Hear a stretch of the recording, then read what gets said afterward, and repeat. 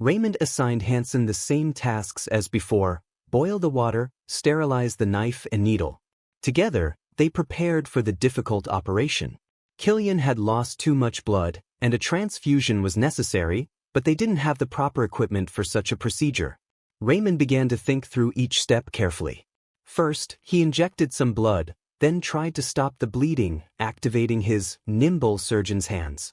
Raymond moved with the precision of a seasoned doctor, while Hansen stood by, handing him the instruments.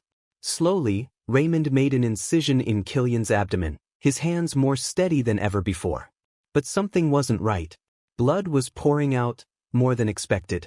Hansen, terrified, asked if it was normal for there to be so much blood. Raymond didn't answer, frozen as he stared at the organ.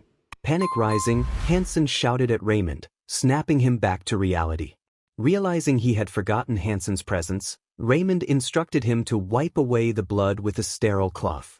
As Hansen carefully wiped the blood, Raymond inspected the organs, trying to locate the source of the excessive bleeding, wondering what he could use as a substitute. Sensing something was wrong, Hansen watched as Raymond weighed his options. Desperate, Raymond turned to his magical abilities. Opening the attribute screen, he selected fire magic. His heart raced with worry. Fire could burn the patient if he wasn't careful.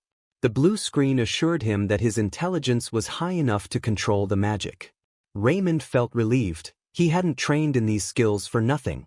With utmost caution, Raymond prepared for the cauterization. He raised his left hand and summoned a small fireball into his palm.